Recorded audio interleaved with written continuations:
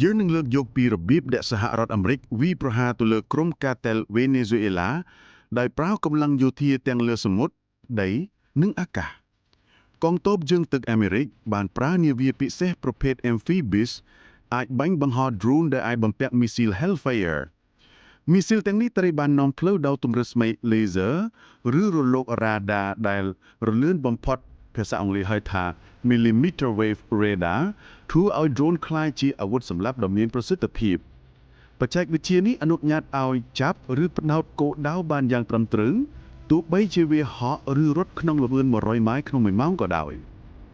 ការតាមដាននាវាដែលដាក់ការសង្ស័យរបស់សហរដ្ឋអាមេរិកបានប្រើយុទ្ធសាស្ត្រតាមដានផ្លូវទឹកនិងអាកាសអស់រយៈពេល1សប្តាហ៍ដោយផ្ដោតទៅលើនាវាសង្ស័យនៅក្នុងតំបន់ការ៉ាបៀនខាងត្បូងការតាមដាននេះប្រើព័ត៌មានពីប្រភពជាច្រើនដោយប្រតិបត្តិតាមរយៈ drone បង្ហោះស៊ើបយោការដើម្បីកំណត់សកម្មភាពលើផ្ទៃសមុទ្រដែលទាក់ទងនឹងក្រុមកាតេល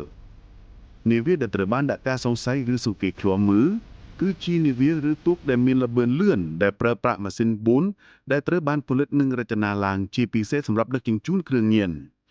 នាវាឬទូកនោះអាចរត់បានពី40ទៅ60 knots ដែលប្រហែលជា71ទៅ111គីឡូម៉ែត្រក្នុង1ម៉ោងនៅលើសមុទ្រនៅពេលនាវាឬទូកឆ្លងពីទឹកដីវេណេស៊ុយអេឡាចេញទៅទឹកដីអន្តរជាតិក្នុងល្បឿនដ៏លឿនអាមេរិកចាត់ទុកថាវាគឺជាទូករបស់ក្រុមកាតេលដែលកំពុងដឹកជញ្ជូនគ្រឿងញៀនឆ្លងដែនក្រុមទាំងនោះមានឈ្មោះថា Tren de Aragua ការវាយប្រហារដោយ drone MQ-9 Reaper ត្រូវបានប្រើសម្រាប់ប្រតិបត្តិការពិសេសដោយបានបាញ់បង្ហោះចេញពីនាវាចម្បាំងរបស់កងទ័ព Marine អាមេរិក drone នេះអាចហោះដល់កម្ពស់50,000 feet ដែលប្រហែលជា 15.24 គីឡូម៉ែត្រពីដី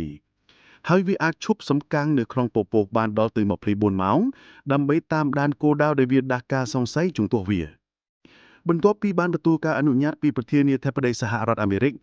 drone នោះបានបាញ់មីស៊ីល AGM-114 Hellfire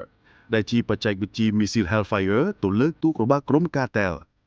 បច្ចេកវិទ្យាមីស៊ីល Hellfire ត្រូវបានបញ្ជាដឹកនាំផ្លូវដោយប្រព័ន្ធ laser ឬ radar ដែលរលឿនបំផុតវាអាចចាប់គោលដៅលើផ្ទៃសមុទ្រទោះបីជាទូកនោះវារត់ក្នុងល្បឿនលឿនយ៉ាងណាក៏ដោយក៏មីស៊ីលនេះអាចរត់មិនបាត់បែនដេញតាមបានគ្រប់ទិសដៅសមត្ថភាពមីស៊ីល Hellfire មានល្បឿនលើសពី1ម៉ោង1225គីឡូម៉ែត្រក្នុង1ម៉ោងដែលជាល្បឿនលឿនជាងទូករបស់ក្រុមកាតេលជាង12ដងឯណោះប្រព័ន្ធនាំផ្លូវដោយប្រើសញ្ញា laser ដែលវាយលុកនោះដែលភាសាអង់គ្លេសហៅថា maneuver បានបាញ់សម្ដៅទៅកាន់គូដៅបន្ទាប់មក radar ផ្ដល់ទិន្នន័យដែលបានគណនាយ៉ាងសុក្រឹតភាព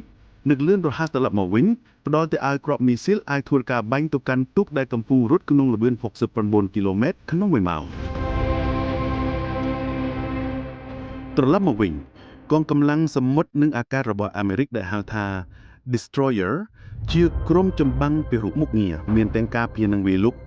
ទ័ពនេះជាក្រុមចម្បាំងសំខាន់ក្នុងកងទ័ពជើងទឹកអាមេរិកដែលធានាឲ្យបាននូវការពារសុវត្ថិភាពក្នុងដែនសមុទ្រដែនអាកាសនិងនៅលើដីសូមចូលរួមអបអរលោកអ្នកបានទទួលយកចំណេះដឹងដែលអាចចែករំលែកដល់អ្នកដទៃបានមួយទៀតហើយពីខ្ញុំទំព័រ Real